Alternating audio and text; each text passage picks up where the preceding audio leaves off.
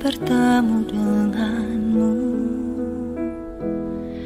dengan hati yang murni, tangan yang bersih, ku naik ke atas gunung kudus Tuhan. Dengan apa ku dapat naik ke gunung Tuhan? Rinduku bertemu denganmu, dengan hati yang murni, tangan yang bersih, ku naik ke atas gunung kudus Tuhan. Walau gelombang badai menerpaku, kan tetap berdiri tegak memandang wajah-Mu Tuhan. Takkan ku serahkan hidup kepada dunia ini, setia selesaikan pertandingan. Aku berjanji mengejar yang berkenan kepada Bapa. Kebenaran, damai sejahtera, sukacita oleh Roh Kudus. Aku berjanji hidup dalam kekudusan bersama Bapa.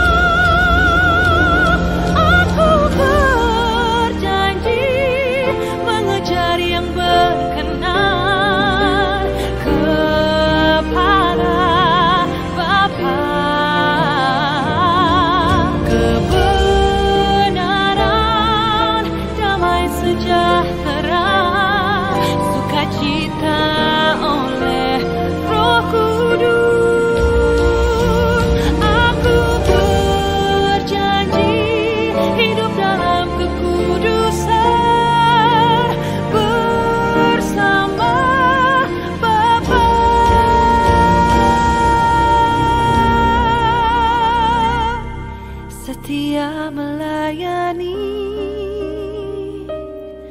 perasaan Bapa.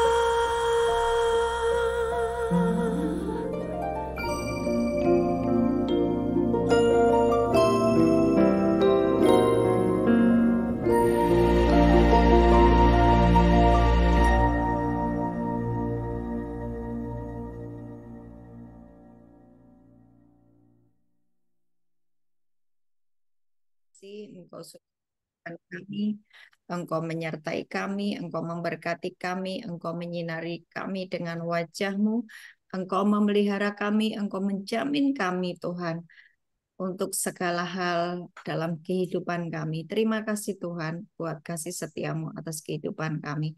Hari ini lembutkan hati kami, pikiran kami bersihkan oleh kuasa Roh Kudus dan darah Yesus, dan setiap benih firman Tuhan yang kami dengar, kami mau tangkap itu dan kami mau masukkan di dalam hati dan pikiran kami, mengubah pola pikir kami, mengubah hidup kami. Sehingga benar-benar Tuhan, kami akan muncul sebagai anak-anak kerajaan, bukan anak-anak yang jahat. Kami akan berdedikasi, berpartisipasi di dalam kerajaan surga, menjadi terang, menjadi garam buat sekeliling kami. Rekayasa ulang hidup kami Tuhan, ubahlah kami menjadi seperti yang Kau mau. Di dalam nama Tuhan Yesus. Haleluya. Amin. Amin. Amin. Oke. Shalom semuanya. Hari ini kita akan belajar tentang munculnya anak-anak kerajaan ya. Kalian bisa baca di Matius 13. Matius 13 ini adalah pengajaran Tuhan kepada para muridnya ya. Dan kita mesti memperhatikan baik-baik apa yang dikatakan oleh Tuhan Yesus ya. Mari kita baca di Matius 13. Saya tidak akan baca semuanya, hanya bagian tertentu saja. Tapi kalian nanti akan harus baca dari ayat 1 sampai ayat terakhir dari Matius 13 ya. Kita akan baca hari ini Matius 13 ayat 24 sampai dengan 30 dan nanti ayat 36 sampai dengan 43. Ya. 24 sampai dengan 30, nanti dilanjut 36 sampai 43. Sudah ketemu semua Matius 13? 24 sampai 30 saya bacakan ya. Perumpamaan tentang lalang di antara gandum. Yesus membentangkan suatu perumpamaan lain lagi kepada mereka, katanya, hal kerajaan surga itu seumpama orang yang menaburkan benih yang baik di ladangnya. Kalian garis bawahi di situ adalah yang menabur adalah orang. Ya. Hal kerajaan surga itu seumpama orang. Orang ya, orang seperti kita, saya sebagai hamba Tuhan menaburkan benih firman. Ya. Orang, saya, hamba Tuhan, siapapun yang menyampaikan firman di gereja, di dalam persekutuan doa, dimanapun, ini adalah bicara orang. Tetapi pada waktu semua orang tidur, datanglah musuhnya menaburkan benih lalang di antara gandum, lalu pergi. Ketika gandum itu tumbuh dan mulai berbulir, tampak jugalah lalang itu. Maka datanglah hamba-hamba Tuhan ladang itu kepadanya dan berkata, Tuhan, bukankah benih baik yang Tuhan taburkan di ladang Tuhan? Dari manakah lalang itu? Jawab Tuhan itu, seorang musuh yang melakukannya. Lalu berkatalah hamba-hamba itu kepadanya, jadi maukah Tuhan supaya kami pergi mencabut lalang itu? Tetapi ia berkata, jangan, sebab mungkin gandum itu ikut tercabut pada waktu kamu mencabut lalang itu. Biarkanlah keduanya tumbuh bersama sampai waktu menuai. Pada waktu itu aku akan berkata pada para penuai, kumpulkanlah dahulu lalang itu dan ikatlah berkas-berkasnya untuk dibakar. Kemudian kumpulkanlah gandum itu ke dalam lumbungku.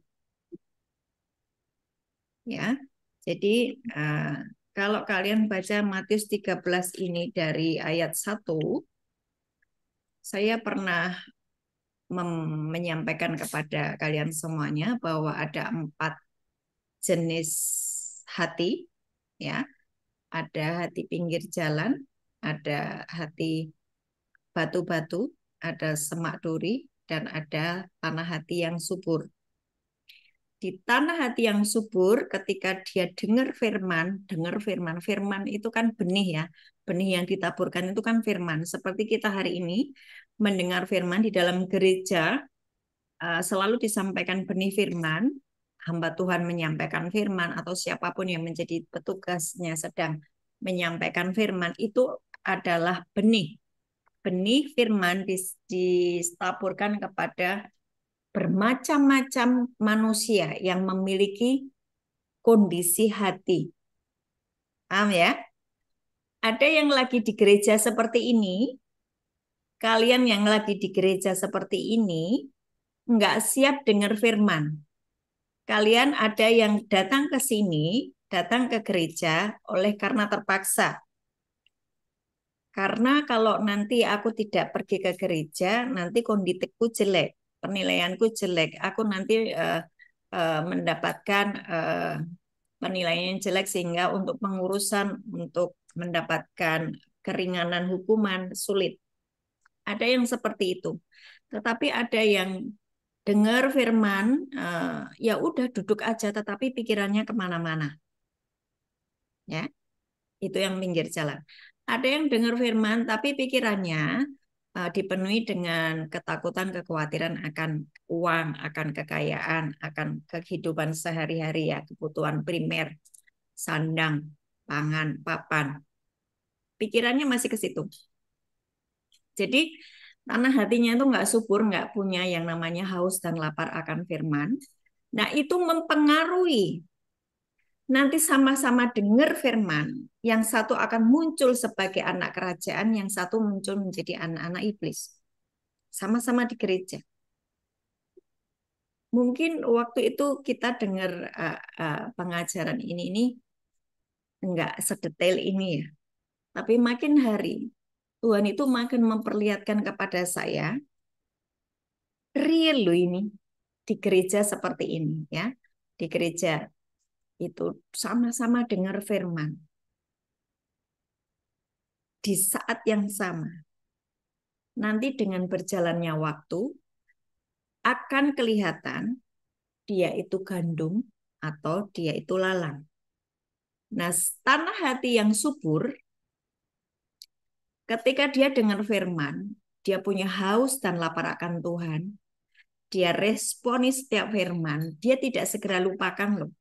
Dia pelajari ulang, dia gali firman tadi, apa yang disampaikan, siapapun yang menyampaikan, dia nggak peduli. Yang jelas apa tadi firmannya ya, dia ulang-ulang, dia ulang-ulang, dia mencoba untuk memahami. Dan dia tidak hanya coba untuk memahami, tetapi firman yang dia dengar tadi, dia coba untuk praktekkan. Maka dia akan menghasilkan buah 30, 60, 100. 30 itu bicara apa? Waktu dia dengar firman, ada perubahan di dalam hidupnya.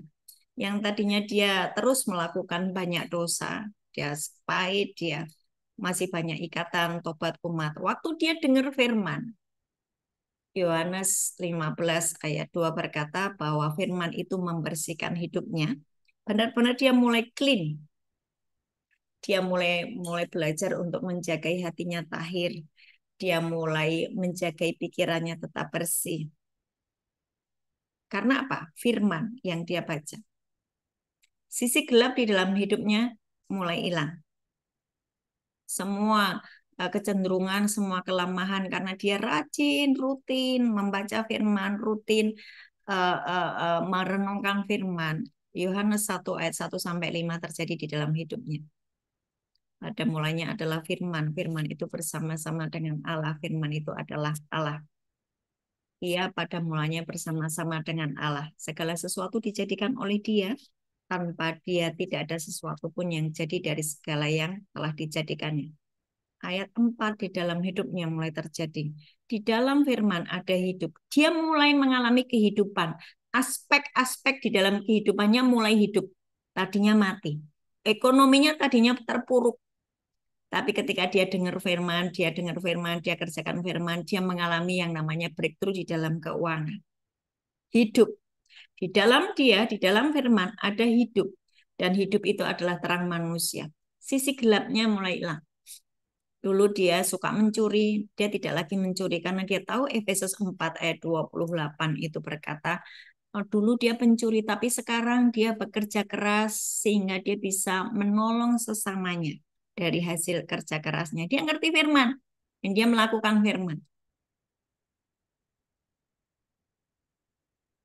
Di dalam dia ada hidup dan hidup itu adalah terang manusia. Terang itu bercahaya di dalam kegelapan dan kegelapan itu tidak menguasainya. Yohanes 1 ayat 5. Ketika terus firman dia dengar, dia pelajari, dia berubah sesuai dengan firman Tuhan itu, maka muncullah dia sebagai terang.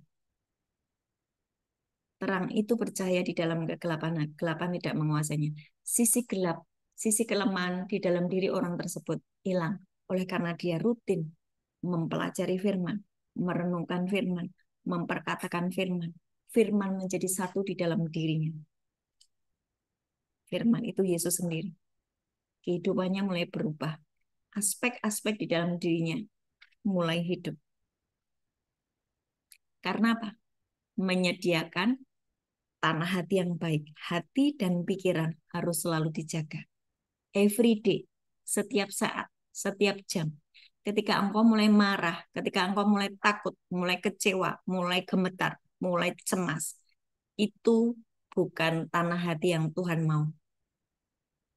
Tanah hati yang Tuhan mau adalah engkau dipenuhi dengan damai sejahtera, engkau dipenuhi dengan sukacita. Itu yang Tuhan mau. Itu tandanya engkau terus terhubung dengan kerajaan surga. Tapi ketika engkau mulai takut, mulai cemas, mulai khawatir, Tuhan berkata, aku tidak pernah memberikan kepadamu roh ketakutan. Aku tidak pernah memberikan kepadamu roh depresi. Aku tidak pernah memberikan kepadamu roh kecemasan. Tetapi sukacita, damai sejahtera. Saudara mesti ngerti ya ayat-ayat ini ya. Jadi jangan pakai ayat-ayat itu untuk sebagai informasi. Engkau ngerti ayat tapi engkau tidak menghidupi ayat itu.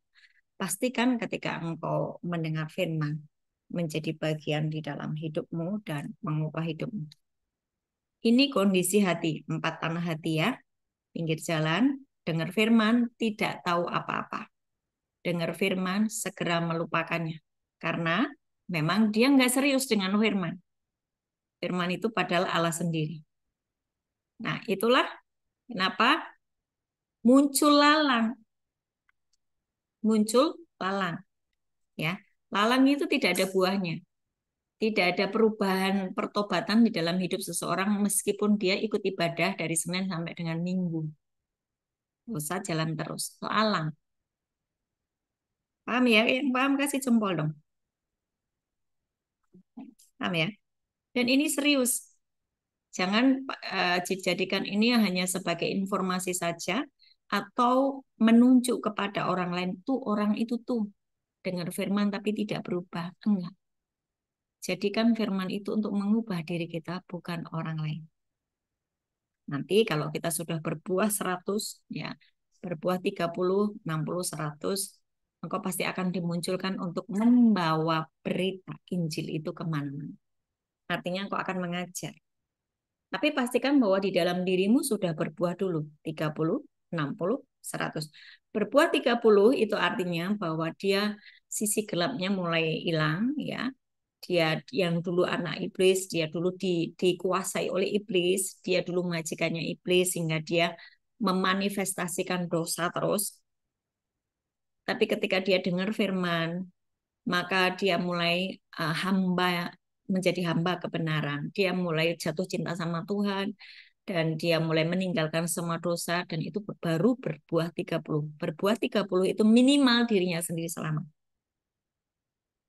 Paham ya? Berbuah 60 dia seperti ragi yang mengkhamirkan adonan. Dia menjadi pengaruh, mulai menjadi pengaruh buat lingkungannya. Jadi kalau kalian tinggal di dalam satu sel itu, pasti ada satu orang yang muncul di situ, yang dia sudah selesai dengan dirinya sendiri dan dia mengajar firman. Bukan orang munafik loh ya. Saya banyak bertemu dengan orang-orang yang mengajar firman, tetapi kehidupannya tidak selaras dengan firman. Katakanlah dia cerita tentang firman Tuhan, tapi dosa jalan terus gitu loh. Nah itu munafik. Dia cuma menjadikan firman itu informasi di dalam pikirannya, di dalam jiwanya, tetapi tidak mengubah seluruh hidupnya. So, pastikan bahwa ketika engkau sudah selesai dengan dirimu sendiri, sudah berbuah 30, hasilkan lagi buah yang lebih banyak yaitu 60. Engkau menjadi pengaruh buat lingkunganmu, engkau menjadi pengaruh buat temanmu di sel, engkau menjadi pengaruh bagi kepala ruangan atau petugas pendamping gereja. Engkau selalu dicari. Anak-anak gereja itu selalu dicari, Bu. Saya dengar setiap lapas tuh ya. Karena mereka terkenal rajin, terkenal baik, jujur gitu. Maka dipakai untuk dipekerjakan entah di kantin, entah di mana untuk menolong pekerjaan-pekerjaan di lapas. Nah, berbuah 100 adalah engkau akan menjadi pengaruh tidak hanya di lingkunganmu, tetapi di banyak kota yang engkau akan dicari. Engkau akan dipanggil untuk menyampaikan kabar baik, untuk menceritakan firman Tuhan. Tidak hanya di lingkunganmu, tetapi mulai dicari banyak orang. Dan engkau menjadi pengaruh bagi banyak keluarga. Nah, ini yang namanya muncul gandum. Artinya ada buahnya ya. Buah itu bicara perubahan kehidupan di dalam dirinya. Ya, buah itu bicara muncul perubahan di dalam diri orang tersebut. Nah, sekarang mari kita baca di Matius 13 ayat 36 sampai dengan 43. 36 sampai 43.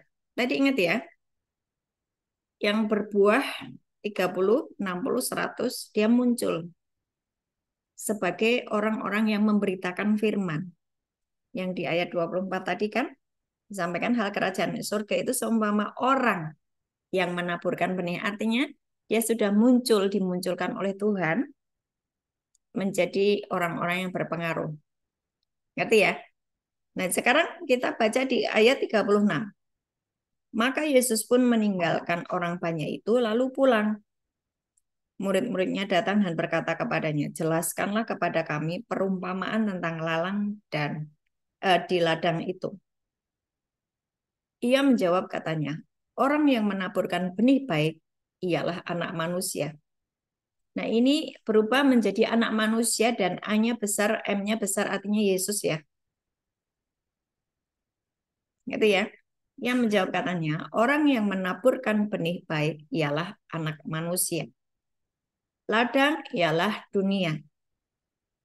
Benih yang baik itu anak-anak kerajaan. Seperhatikan saudara, ini ada kata-kata anak-anak kerajaan. Benih yang baik. Gandum itu adalah anak-anak kerajaan. Dan lalang adalah anak-anak si jahat. Di dalam sebuah gereja, di dalam sebuah persekutuan, di dalam sebuah jemaat, akan muncul dua, lalang atau gandum. Anak-anak kerajaan atau anak-anak si jahat. Ini Yesus yang ngomong. Dan coba perhatikan sekeliling. Betul kan? Aku percaya Yesus loh. Kok aku nyuri sih? Aku percaya Yesus loh. Kok aku berzina sih? Aku percaya Yesus loh. Kok aku tidak bisa mengampuni? Lalang. Musuh yang menaburkan benih lalang ialah iblis. Ayat 39. Waktu menuai ialah akhir zaman dan para penuai itu adalah malaikat-malaikat. Maka seperti lalang itu dikumpulkan dan dibakar di dalam api, demikian juga pada akhir zaman. Anak manusia akan menyuruh malaikat-malaikatnya dan mereka akan mengumpulkan segala sesuatu yang menyesatkan dan semua orang yang melakukan kejahatan dari dalam kerajaannya. Semuanya itu akan dicampakkan ke dalam dapur api, di sanalah akan terdapat ratapan dan kertakan gigi. Pada waktu itulah orang-orang benar akan bercahaya seperti matahari di dalam kerajaan Bapa mereka. Siapa bertelinga, hendaklah ia mendengar. Saudara, waktu engkau nggak sungguh-sungguh membaca Alkitab, waktu engkau membaca seperti ini, dan engkau tidak berusaha untuk memahaminya dan bertanya kepada Roh Kudus, ajari aku Tuhan tentang firman ini maksudnya apa, maka engkau tidak akan mendapatkan apa-apa dari bacaan ini. Tapi kalau engkau ngerti firman ini dan Roh Kudus menyingkapkannya kepadamu, engkau bisa shock loh. Ya. Dengan ayat ini. Jadi begini. Di ayat 24 sampai 30 tadi. Karena orang-orang yang menjagai hatinya baik, benar, suci, kudus, tulus gitu ya. Yang kita pelajari di bulan-bulan yang lalu. Hati-hati terhadap apa yang kamu pikirkan karena pikiranmu mengendalikan hidupmu. Karena ternyata bahwa pikiranmu itu adalah rahim rohani dan benih firman Tuhan itu adalah dari Kristus sendiri. Benih itu nempel di pikiranmu. Kalau engkau punya yang namanya hati yang bersih, pikiran yang bersih, maka firman tadi akan berbuah 30, 60, 100. Tetapi jika pikiranmu tidak sepakat dengan firman Tuhan, pikiranmu dipenuhi dengan ketakutan, kecemasan, pikiranmu dipenuhi dengan pikiran-pikiran yang kotor, hatimu dipenuhi dengan kemarahan, hatimu dipenuhi dengan kecemasan, ketakutan karena kekayaan, tipu daya kekayaan, maka benih itu akan gugur, tidak menghasilkan apa-apa dan tidak membuat hidupmu seperti yang Tuhan mau. Artinya gugur benihnya. Firman tidak ada, tidak mengubah hidup orang tersebut. Dan ujungnya akan menunjukkan bahwa dirinya adalah lalang, tidak berbuah.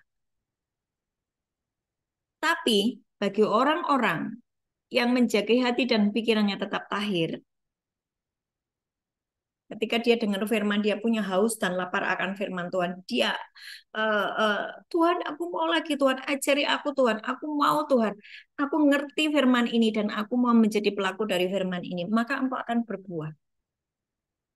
Dan ketika engkau berbuah, engkau akan dimunculkan menjadi orang-orang yang menyampaikan firman, menjadi orang-orang yang mempengaruhi, menjadi orang-orang yang mendoakan orang sakit, menjadi orang-orang yang berpartisipasi di dalam kerajaan surga, bukan jemaat yang pasif. Engkau berfungsi di dalam kerajaan surga, menjadi duta kerajaan surga. Karena apa? Sudah berbuah tadi. Ya, karakternya berbuah seperti yang Tuhan mau. Ada buah roh, ada buah pertobatan. Ada kasih, ada sukacita, damai sejahtera, ada kebaikan, kelemah lembutan, penguasaan diri, ada kesabaran, ada kerendahan hati. Karakter Kristus tercipta, terbentuk. Itu berbuah. Ada buah pertobatan. Dia menjadi seperti Kristus. Maka dia muncul. Bu, apakah itu harus menjadi seorang pengkhotbah? Tidak. Kalaupun mereka bekerja di marketplace ya, menjadi pengusaha, kalaupun dia bekerja di pasar, penjual sayur-sayuran, kalaupun dia bekerja di perusahaan sebagai seorang karyawan, ketika buah itu muncul, dia akan berbeda di antara orang-orang sekelilingnya. Perubahan karakter itu membuat dirinya berbeda. Nah, disitulah Tuhan akan memunculkan orang itu dan menjadi pengaruh buat sekelilingnya. Nah, perhatikan dari ayat 36 sampai 43. Nanti Tuhan sendiri yang akan memisahkan orang yang berbuah dan yang tidak berbuah. Orang yang ini adalah gandum dan yang ini adalah lalang. Tuhan sendiri nanti yang memisahkan. Dan real bahwa ketika Tuhan nanti datang menjumpai jemaatnya, Tuhan datang menjumpai gerejanya. Nggak usah nunggu nanti kalau kiamat, nggak usah nunggu nanti kalau sudah mati. Sekarang ini loh, Tuhan sedang datang di gerejanya. Dan Tuhan sedang mengumpulkan apakah engkau gandum atau apakah engkau lalang. Kalau hari ini engkau dengar firman dan kamu merasa bahwa Tuhan aku belum berbuah, aku masih suka memikirkan hal-hal yang itu tidak membuat aku tuh bertobat. Aku masih bergumul untuk hal mengampuni. Untuk hal mengampuni aja aku masih bergumul. Bagaimana bisa masuk surga toh? Ngerti nggak? Untuk mengasihi musuhku aja aku masih bergumul. Untuk melepaskan ikatanku dari dosa mencuri aja aku masih bergumul. Saudara tahu, di surga tidak ada mencuri. Di surga tidak ada pezina. Di surga tidak ada orang pembunuh. Pembunuh itu membenci sesamanya pun disebut pembunuh. Toh? Kalian baca nanti di kitab Wahyu 21-22. Di surga tidak ada yang penakut. Penakut, suka depresi, takut, cemas. Kalian kepingin masuk surga, tetapi lifestyle-mu sejak di dunia tidak mencerminkan bahwa kamu adalah orang-orang kerajaan surga. Jangan mimpi masuk surga. Kalau hari ini segala sesuatu yang kau kerjakan tidak memunculkan lifestyle kerajaan surga.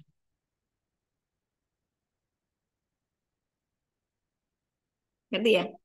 Jadi mari meresponi setiap firman ini dengan serius ya, enggak ada lagi yang kamu skip dengan firman Tuhan gitu ya. Nggak ada lagi yang namanya aku manusia biasalah, aku jatuh bangun di dalam dosa. Nggak normal. Itu nggak normal. Engkau berkata engkau percaya aku mati masuk surga. Tapi lifestylemu hari ini mencerminkan kehidupanmu yang terhubung dengan neraka, dengan alam maut. Nah, saudara, ke bulan lalu sudah diajarkan, kalau nggak salah Mbak Rini ya menyampaikan ya, Ibu Rini yang menyampaikan ya, tentang roh yang berkemenangan.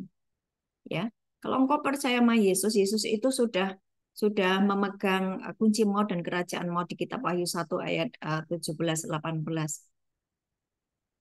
Kunci maut dan kerajaan maut sudah dipegang Yesus. Engkau sebagai tubuh Kristus, engkau adalah jemaat Kristus. Di tanganmu itu juga ada kunci maut. Engkau bisa berkata maut, hanya maut, aku tutup akses dengan alam maut.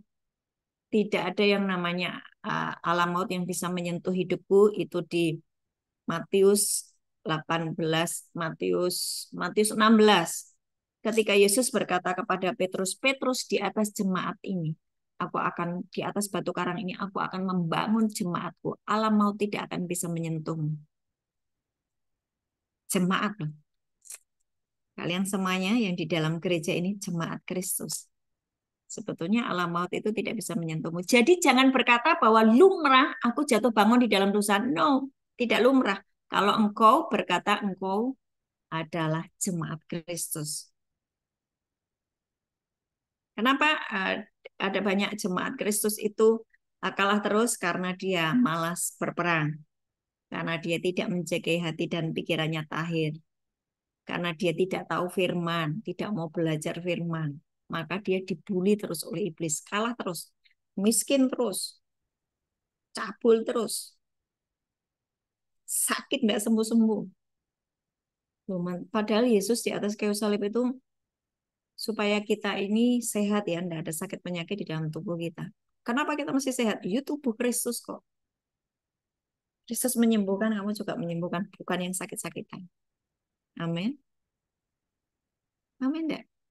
Sampai sini paham? Bu kecepatan. Ya, angkat tangan Bu kecepatan gitu. Paham ya? Sekali lagi.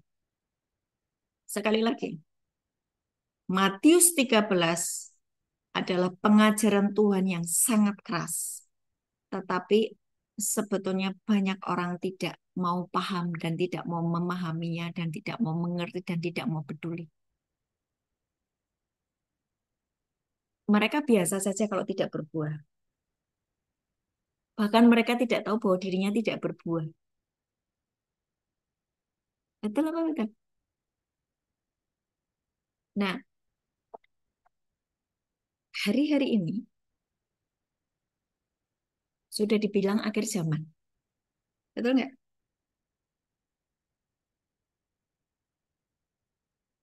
Coba dibaca pada ayat 40 tuh.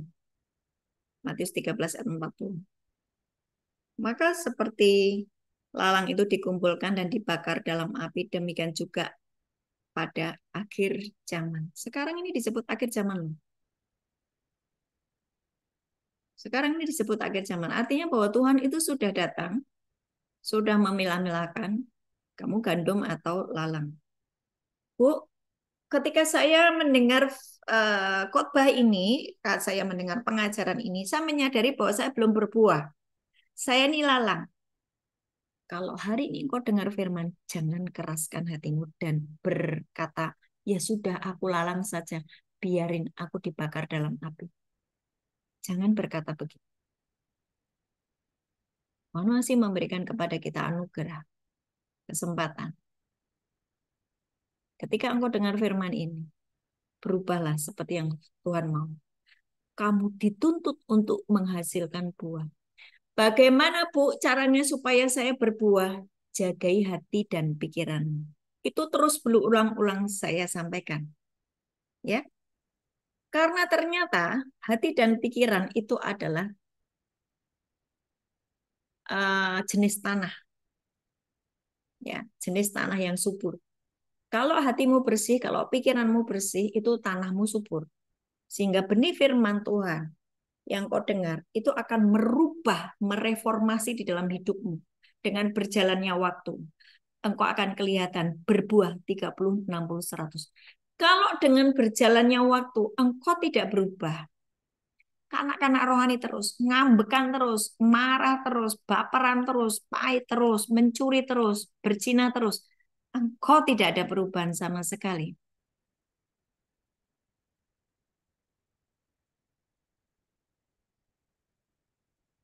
Bukan orang dibuang ke neraka itu tiba-tiba dibuang ke neraka. Bukan. Dari dia berkeras untuk tidak berbuah. Dia berkeras untuk menjadi lalang. Saudara, hari ini yang engkau berkata, ikut Yesus itu susah. Nggak boleh ini, nggak boleh itu. Aku murtad saja. Buktinya aku sudah ikut Yesus, susah hidupku. Masa sih hanya Yesus yang bisa membawa ke surga? Yang lainnya gimana tuh? Engkau mulai timbul pikiran-pikiran seperti itu. Artinya, benih firman itu tidak berakar kuat di dalam dirimu. Saudara pelajari di Matius 13 itu ada orang-orang yang murtad. Ya, ada orang-orang yang murtad.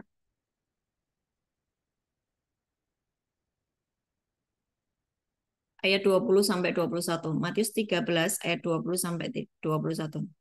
Benih yang ditaburkan di tanah yang berbatu-batu ialah orang yang mendengar firman itu dan segera menerimanya dengan gembira, tapi ia tidak berakar dan tahan sebentar saja.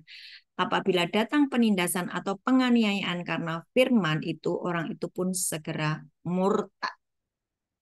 Jadi ketika dia tidak sungguh-sungguh memegang firman itu dan menjadikan firman itu iman di dalam hidupnya, ketika terjadi yang namanya aniaya, terjadi yang namanya kesusahan hidup, terjadi yang namanya penderitaan, dengan mudah dia akan melepaskan imannya, murtad. Maksudnya bagaimana? Contohnya, you miskin, miskin terus keluar dari lapas. Aku enggak punya apa-apa, aku enggak punya pengharapan. Ya salah sendiri, engkau tidak mempunyai iman, pengharapan dan kasih, ya kan? Enggak pernah memakai firman itu dengan serius, enggak pernah merenungkan firman itu dengan serius. Karena kalau engkau merenungkan firman dengan serius, sesungguhnya ada iman di dalam dirimu, ada pengharapan. Pikiran itu pengharapan, pengharapanmu kepada Yesus Kristus, dan itu mempengaruhi aspek dalam hidupmu. Tapi ketika tidak ada hasrat untuk merenungkan firman tersebut, keluar dari lapas, miskin, tiba-tiba ada laki-laki yang mendekatimu, seorang kaya raya, tidak seiman, engkau gampang sekali melepaskan imanmu di dalam Yesus demi sebuah status menjadi istri orang kaya, tapi meninggalkan iman di dalam Kristus, murtad. Oleh karena apa? Kebutuhan primer, sandang, papan, pangan. Sementara Yesus berkata, carilah dahulu kerajaan surga dan kebenarannya, semuanya akan ditambahkan kepadamu.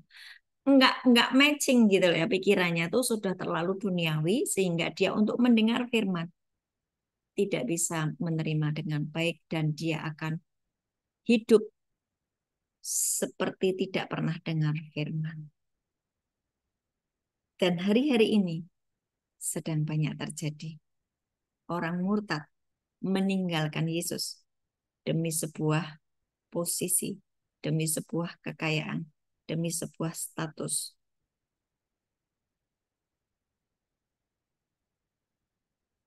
Itu lalang. Itu apa? Lalang. Itu anak-anak si jahat. Ayat 38. Ladang ialah dunia, benih yang baik itu adalah anak-anak kerajaan, dan lalang adalah anak-anak jahat. Sama-sama dengar firman, tapi hasilnya berbeda. Ada yang muncul sebagai orang-orang yang sudah berbuah. Ada yang muncul sebagai anak-anak kerajaan. Tapi ada yang muncul sebagai anak-anak si jahat. Tidak berbuah sama sekali, artinya lalang.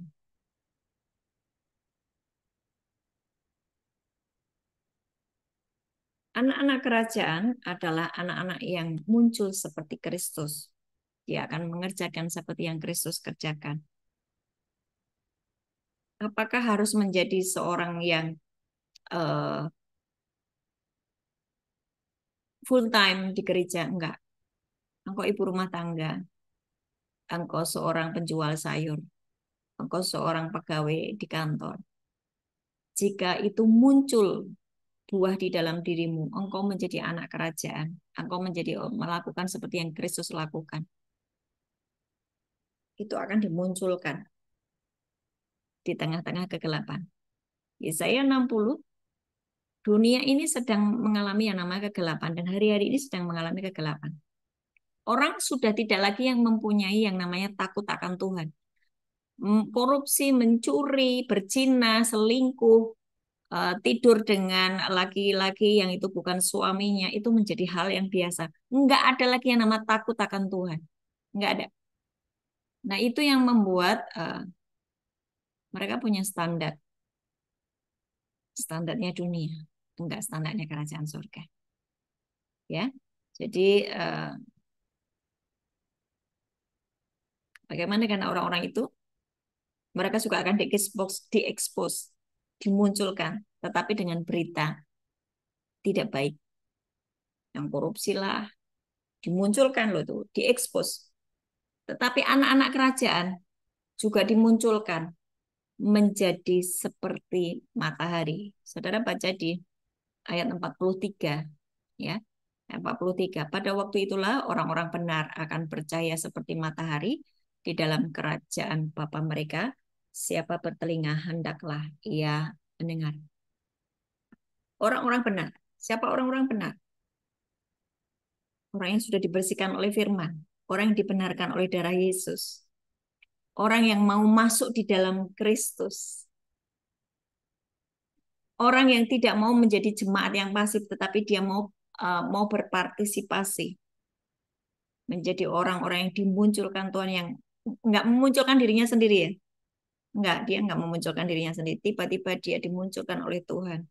Dicari banyak orang. Oleh karena dia menjadi seperti Kristus, dia mendoakan orang sakit sembuh, dia mendoakan orang yang hancur, dia pulihkan, mengalami sebuah mujizat ya. Dia bisa mengusir setan, dia bisa melakukan banyak hal untuk kerajaan surga seperti yang Yesus lakukan. Tapi perhatikan di ayat 36 sampai 43 tadi, yang menuai adalah Yesus Kristus. Jadi orang-orang yang sudah melayani pun nanti juga dibagi menjadi dua. Yang disebut pekerja-pekerja palsu maupun yang disebut anak-anak Allah yang mengerjakan apa yang seperti yang Tuhan mau. Coba dibaca di Matius 7 ayat 20 sampai dengan 23. Matius 7 ayat 20 sampai 23. Dari 19 deh. Matius 7 19 sampai 23. Setiap pohon yang tidak menghasilkan buah yang baik pasti ditebang dan dibuang ke dalam api. Jadi dari buahnya lah kamu akan mengenal mereka. Bukan setiap orang yang berseru kepadaku, Tuhan, Tuhan, akan masuk ke dalam kerajaan surga, melainkan dia yang melakukan kehendak Bapakku yang di surga. Pada hari terakhir, banyak orang akan berseru kepadaku, Tuhan, Tuhan, bukankah kami bernubuat demi namamu, mengusir setan demi namamu, mengadakan banyak mujizat demi namamu juga? Pada waktu itulah aku akan berterus terang kepada mereka dan berkata, aku tidak pernah mengenal kamu, enyahlah daripadaku kamu sekalian pembuat kejahatan. Ayat 7, Matius 7 ini adalah orang-orang yang sudah dimunculkan sebagai penuai, tadi yang di Matius 13 yang ayat 24 tadi ya. Penuai-penuai itu adalah manusia-manusia yang sudah menjadi hamba-hamba Tuhan, yang sudah menjadi orang-orang yang ngerti berbuah, tapi tidak menjagai terus hubungannya dengan Tuhan. Dia mulai berkompromi dengan dosa.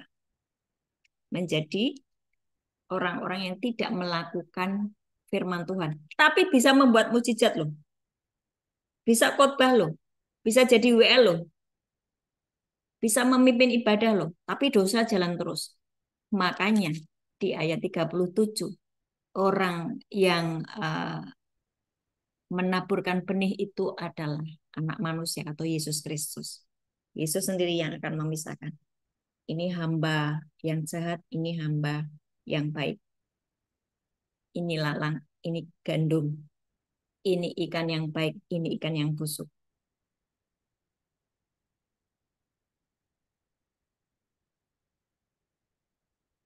Saya harap apa yang saya sampaikan hari ini membuka pikiranmu dan hatimu ya. Jangan mengeraskan hidup di dalam dosa. Jangan mengeraskan dengan ketakutan dan kekhawatiran, kecemasan. Jangan mengeraskan hidupmu dengan depresi. Jangan mengeraskan hidupmu dengan segala uh, ikatan dosa yang masih susah engkau untuk lepas. Jangan. Supaya apa? Apa yang sudah dikerjakan oleh Tuhan Yesus Kristus di atas kayu salib tidak sia-sia atas hidupmu. Ya. Waktu yang Tuhan beri hari-hari ini, pakailah untuk engkau bisa menghasilkan buah pertobatan, buah roh, dan engkau akan berfungsi di dalam kerajaan surga. Amin. Tuhan Yesus memberkati. Saya buka tanya jawab ya. Silahkan kalau ada yang mau bertanya. Tidak hanya yang di gereja Manokwari yang boleh bertanya, semua peserta Zoom boleh bertanya. Silakan.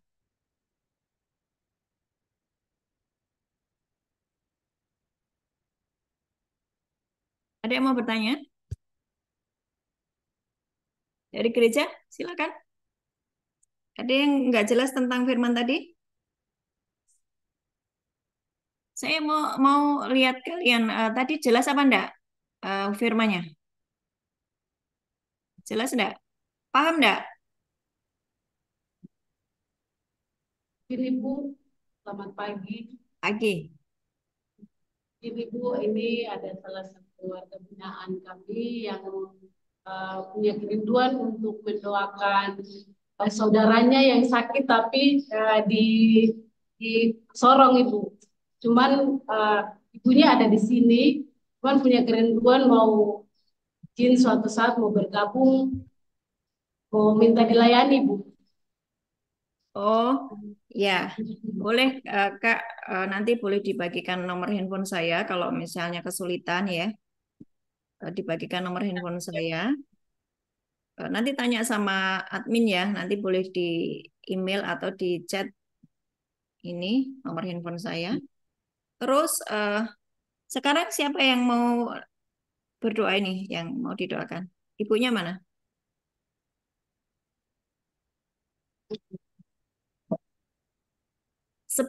Sebelum kita mulai mendoakan, saya kasih dulu pemahaman ya.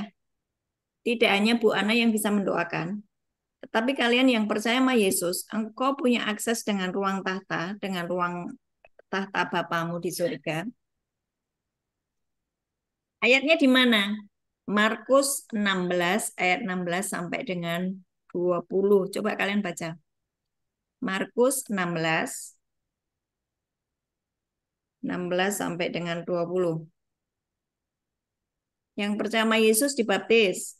Tanda-tanda orang yang percaya sama Yesus, dia tumpang tangan pada orang sakit sembuh. Dia mengusir setan-setan, dia membuat mujizat. Betul ya? Markus 16 itu tidak hanya bagi hamba Tuhan atau yang sudah jadi pendeta, romo, pastor, enggak. Siapapun engkau, apakah engkau baru saja bertobat atau baru kenal Yesus, kalau engkau percaya Yesus sungguh-sungguh, engkau bisa berdoa, mendoakan orang sakit dan orang itu sembuh. Amin. Amin. Sesuatu mujizat terjadi karena iman. Amin ya. Surga itu tidak akan mengerjakan mujizat kalau tidak ada iman. Iman timbul dari mana? Dari saya dengar firman. Dari saya tahu firman. Bagaimana seseorang mengalami kesembuhan? Kalau cuma doa orang tadi ya, misalnya katakanlah saya percaya setiap kali saya berdoa, itu akan terjadi. Tapi dia sendiri yang didoakan tidak punya iman, itu repot loh. Lama proses kesembuhan. Jadi, beritahukan kepada saudaramu, kalau kamu minta didoakan, kamu harus percaya kepada Yesus Kristus yang orang sakit sembuh, yang orang mati aja hidup. Betul? Yang membuat mujizat 5 roti 2 ikan dimakan 5.000 orang itu bicara pasti kelimpahan. Bicara apa sih? Nggak ada yang susah asal engkau nempel sama Yesus. Nggak miskin nggak kalau engkau nempel sama Yesus. Gitu loh. Oke? Paham ya? Jadi saya bikin kalian paham dulu ketika mau berdoa. Dan yang utama adalah ketika kamu berdoa, kamu harus selesaikan dulu sakit hatimu kepada sesamamu. Engkau harus mengampuni dulu. Kalau engkau tidak mengampuni, Bapa di surga juga tidak mengampuni, artinya akses dengan ruang tahta tidak ada. Lakukan hal-hal itu, maka terjadi mujizat. Amin. Oke, mana ibunya yang mau berdoa dan mau mendoakan saudaranya? Coba duduk di depan supaya saya bisa melihat. Namanya siapa? Ibu, Ya, Shalom. Namanya siapa? saya nama Alfonsina Duit, Ibu. Siapa? Alfonsina. Alfon, Sina. Saudaranya yang sakit siapa namanya? Jenner, Ibu. Jenner Duit. Jenner. Oke. Sakit apa saudaramu? Dia sakit gangguan mental, Ibu. Sejak kecil atau barusan? Barusan, Ibu. Baru 2 tahun yang lalu. Oke. Gangguan mental. Itu 2 penyebabnya. Satu, kemasukan roh jahat. Karena dia tidak menjaga hidupnya sesuai firman Tuhan. Sehingga roh jahat bisa masuk ke dalam dirinya ya. Tidak menjaga hubungannya dengan Roh Kudus sehingga yang masuk adalah roh jahat. Yang kedua, penyebabnya karena dia tidak bisa mengampuni, ya, depresi, eh, nggak ada sukacita, nggak ada damai sejahtera, tidak mau menjaga hidupnya sesuai dengan firman Tuhan, maka yang terjadi adalah depresi, tidak ada damai sejahtera. Dan itu rentan dimasuki oleh roh jahat. So, mari kita usir roh jahatnya. Amin. Tapi kalian yang ada di gereja jangan sampai depresi ya, jangan sampai kerasukan setan ya. Oke? Ya, kita berdoa. Tutup bungku semua dengan darah-Mu yang kudus Tuhan Yesus, tidak ada serangan balik di dalam nama Yesus. Kuasa darah Yesus mengcover kami semuanya. Malaikat Tuhan kami aktifkan di dalam nama Tuhan Yesus. Hari ini Bapa di surga, kami membawa Ibu Alfon yang rindu saudaranya Jenner untuk disembuhkan. Kami bawa Jenner dalam tangan-Mu, dalam genggaman tangan-Mu. Hari ini aku mengusir roh-roh jahat yang membuat depresi, yang membuat gangguan mental, semua roh-roh jahat yang ada di dalam tubuhnya keluar di dalam nama Yesus. Keluar di dalam nama Yesus. Para malaikat Tuhan bergerak untuk membersihkan roh-roh jahat yang ada di Jenner ini di dalam nama Yesus. Roh nenek moyang, roh orang meninggal keluar dari tubuhnya dalam nama Yesus. Dan biarlah hari ini Roh Kudus menjamah dia sekali lagi. Roh Kudus menjamah dia sekali lagi.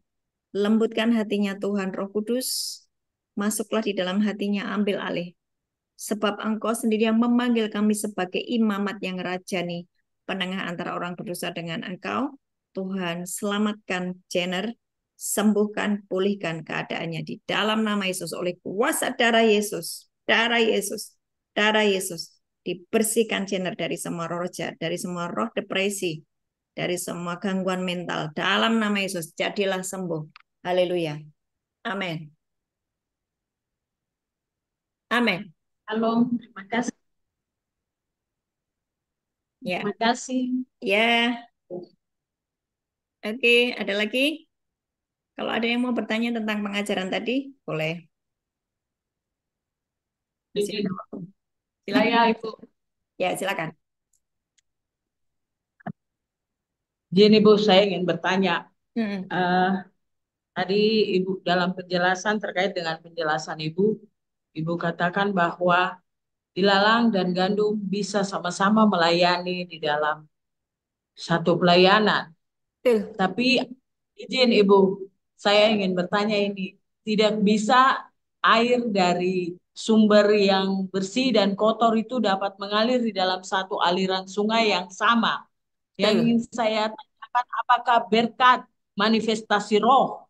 Kita nih tidak tahu Ibu dalam kasat mata ya, Mm. manifestasi roh yang baik dan yang buruk itu, apakah Roh Kudus bisa mensterilkan roh yang, minta maaf, kita tidak bisa lihat kasat mata, roh yang tidak baik itu dapat transfer masuk ke kita atau bagaimana Ibu? Saya minta petunjuk Kalian bisa dari. melihat dari buahnya ya, sayangku, ya, dari buah kehidupannya orang tersebut. Apakah hamba Tuhan ini lalang atau gandum, ya, anak-anak jahat atau anak-anak kerajaan? Kalian bisa melihat dari kehidupan sehari-harinya. Sebab sebetulnya khotbah seseorang itu adalah hariannya 24 jam. Bagaimana dia bersikap dengan pasangannya, suaminya atau istrinya. Bagaimana dia hidupnya dengan anak-anaknya.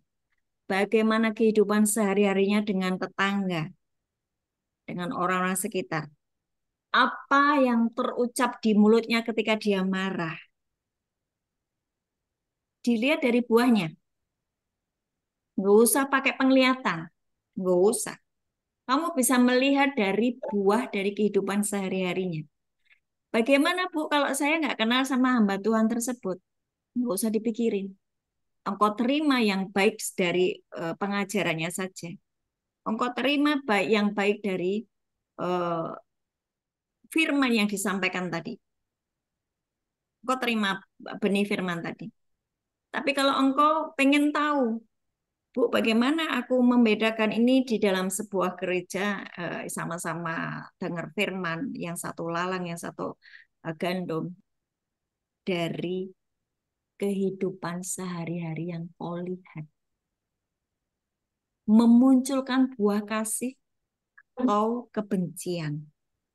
Memunculkan kesombongan atau kerendahan hati. Memunculkan penguasaan diri atau emosional. Yuk bisa lihat itu. Ngerti ya, Bu? Bisa dipahami? Jadi bagaimana kalau saya bertemu dengan, oh dia sudah ngajari firman tapi kelakuannya kayak setan. Jagai hatimu supaya tidak menghakimi. Memang memang nggak gampang. Tapi jangan sampai dia yang jatuh dalam dosa, kamu ikut jatuh di dalam dosa. Ketika kamu mulai marah dan jengkel ngelihat, kesal gitu loh ngelihat seperti itu. Memang ya mengesalkan. Ya, seolah-olah sudah pelayanan tetapi buahnya tidak baik. Gitu, Bu. Kalau kalau kalian ada tinggal di dalam seperti ini, di dalam sel kayak gini kan kamu nggak bisa lari. Karena mau nggak mau ketemu dengan orang yang seperti itu kan, sabar saja. Seperti Yusuf juga sabar ketika dia mungkin mendapatkan perlakuan yang tidak baik, ya. Tetapi Tuhan tidak pernah tidur dan memperhatikan hariannya Yusuf sehingga tiba waktunya Yusuf dimunculkan sebagai perdana menteri. Oh, betul nggak? Oke, cukup jelas? Ada lagi?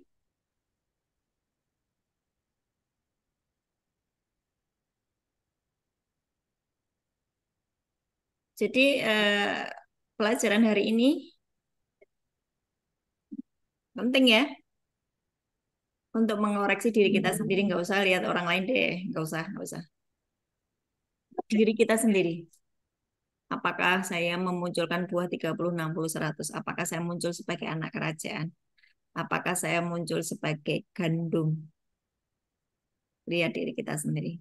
Dan ini serius. Ini sudah akhir zaman. Dan Tuhan sedang mengumpulkan lalang untuk dibakar. Kenapa sama-sama di dalam jemaat kayak gini nih? Ada muncul lalang, kenapa lalangnya nggak dicabut dulu? Dibuang dulu lah dalam api. Ini bikin kita empat gitu loh. Tuhan berkata, no, jangan. Nanti gandumnya ikut kecabut. Biarkan tumbuh bersama-sama. Yang gandum itu nanti akan berbuah, dia akan merunduk. Jadi dari buahnya Tuhan nanti akan memisahkan. Ini jemaat lalang atau jemaat gandum. Jemaat gandum itu dia berbuah kesabaran, berbuah kasih. Dia ada perubahan di dalam hidupnya menjadi seperti Kristus. Yang lalang dia makin jahat, makin sombong, makin arogan, makin kelakuannya makin seperti setan. Dan kalian sabar saja. Ada waktunya nanti api Tuhan datang membakar semua yang arogan tadi, yang jahat tadi. Dan hari-hari ini, saudara ngerti ya, hari-hari ini Tuhan sedang inspeksi atau masuk atau memasuki jemaatnya. Enggak lagi ketok-ketok pintu loh. Jadi kita Wahyu 3 kan, Tuhan sedang mengetok pintu. Enggak loh, sekarang Tuhan tuh masuk menjadi api yang menghanguskan, yang tidak tahir. Diekspos semua kejahatan. Serapi apapun kita sembunyikan error kita atau kejahatan kita. Hari-hari ini Yesaya 4 ayat 4-9. Coba dibuka deh. Yesaya 4. Ini sedang terjadi ya. Tuhan sedang datang untuk membersihkan baitnya. Yesaya 4 ayat 4 sampai dengan 6. Apabila Tuhan telah membersihkan kekotoran putri Sion dan menghapuskan segala noda darah Yerusalem dari tengah-tengahnya dengan roh yang mengadili dan membakar. Perhatikan itu. Ada roh yang mengadili dan membakar. Yesaya 4 ayat 4 sampai 6. Yesaya 4 ayat 4 sampai 6. Tuhan sedang datang ke Sion, ke gerejanya, ke jemaatnya, ke miliknya, dengan roh yang mengadili dan membakar. Apa yang dibakar? Segala kenajisan. Apa yang dibakar? Segala ketidakakuratan. Tapi kalau engkau akurat, kalau engkau sudah mengerjakan firman Tuhan, ketika roh Tuhan datang di dalam roh yang mengadili dan membakar, engkau menjadi murni seperti emas. Makin murni, makin baik, makin serupa Kristus. Tapi kalau error yang kau kerjakan, dosa yang kau sembunyikan, yang kau kerjakan terus-menerus, engkau terbakar dengan api. Diekspos kejahatannya. Maka Tuhan akan menjadikan di atas seluruh wilayah Gunung Sion dan di setiap pertemuan yang diadakan di situ segumpal awan pada waktu siang dan segumpal asap serta sinar api yang menyala pada waktu malam, sebab di atas semuanya itu akan ada kemuliaan Tuhan sebagai tudung. Artinya apa? Bagi orang yang mengizinkan dirinya ditahirkan, dikoreksi, dididik, dinasehati, dia mau. Tuhan janji dong. Di setiap pertemuan-pertemuan Tuhan hadir di situ. Gitu. Ayat ini berkata gitu. Di setiap pertemuan yang diadakan di situ segumpal awan pada waktu siang, segumpal asap serta sinar api yang menyala-nyala pada waktu malam, sebab di atas semuanya itu akan ada kemuliaan Tuhan sebagai tudung. Ada kemuliaan Tuhan sebagai tudung, sebagai perlindungan dari hari-hari jahat yang sekarang sedang menimpa dunia.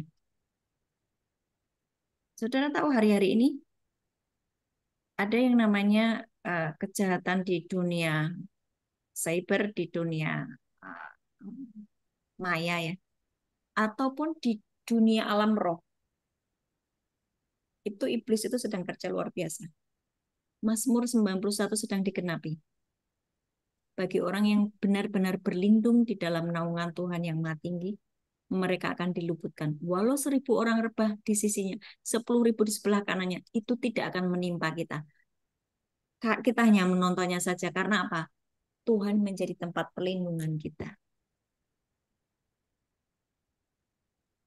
Engkau menjadikan Tuhan prioritas nomor 1 di dalam hidupmu. maka ada perlindungan dan persembunyian terhadap angin ribut dan hujan. Itu ayat 6. Sekali lagi saudaraku, yang dikasih Tuhan, izinkan api Tuhan itu memurnikan hidupmu, izinkan firman Tuhan itu mengkoreksi hidupmu, dan engkau sepakat dengan Tuhan dan berkata, yes Tuhan, aku mengakui dosaku, dan hari ini aku bertobat sungguh-sungguh, dan aku mau berbuah, aku mau bertobat, aku mau menghasilkan buah, aku nggak mau pasif sebagai jemaat, aku mau aktif, aku mau bisa dinikmati oleh surga, menjadi duta kerajaan surga, dan berfungsi. Oke? Saudara diberkati hari ini? Oke. Ada yang mau bertanya lagi?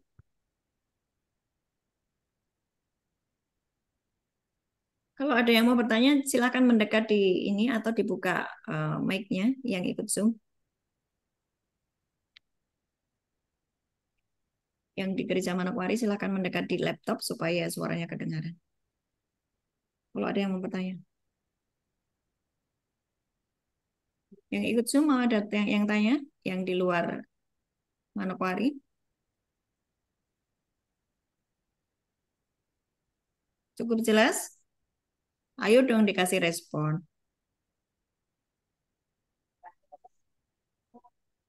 Yang ikut Zoom? Jelas? Enggak, Nak. Jelas ya? Kalian diberkati hari ini? Sangat. Oke. Aman, Sudah Bu. tidak ada pertanyaan, kita berdoa ya. Mari kita berdoa. Bapak, kami mengucap syukur, terima kasih untuk pagi hari ini kami sudah mendengar kebenaran firman-Mu. Kami mau berbuah Tuhan, kami mau menjadi anak kerajaan, dimunculkan sebagai anak kerajaan yang bekerja bersama-sama dengan para malaikat Tuhan untuk menjala jiwa-jiwa, untuk menyampaikan kabar baik kepada banyak orang di sekeliling kami, untuk menjadi pengaruh yang baik, supaya mereka melihat Tuhan, bahwa kami memiliki Allah yang hidup dan kami juga menjadi seperti Kristus, mengusir setan, menyembuhkan orang sakit, mengadakan mujizat-mujizat. Karena itulah keinginanmu Tuhan, kami dimunculkan sebagai anak kerajaan. Ampuni dosa pelanggaran kami Tuhan, kami habiskan waktu sekian puluh tahun, kami tidak mengerti dan tidak memahami firman-Mu, dan kami abaikan firman-Mu selama ini. Tetapi kami bersyukur Tuhan hari ini Engkau masih memberi kesempatan kepada kami untuk berubah, untuk berbuah, untuk menjadi duta-duta kerajaan surga, menjadi anak-anak kerajaan. Roh Kudus ambil alih hidup kami. Mari Roh Kudus ambil alih hidup kami. Mampukan kami mengerjakan seperti yang Bapa mau, sebab kami sesungguhnya adalah umat tebusan Bapa. Oleh karena darah Yesus Kristus, dan kami tidak mau santai-santai, tidak mau menjadi pasif, tapi mau mengerjakan apa yang Bapa mau. Terima kasih buat firman-Mu hari ini, dan berkatilah kami semuanya yang ikut Zoom hari ini Tuhan Yesus. Angkat tanganmu, terima berkat. Tuhan memberkatimu dan melindungimu. Tuhan menyinari engkau dengan wajah-Nya dan memberi engkau kasih karunia. Tuhan menghadapkan wajah-Nya kepadamu dan memberi engkau damai sejahtera. Amin. Amin.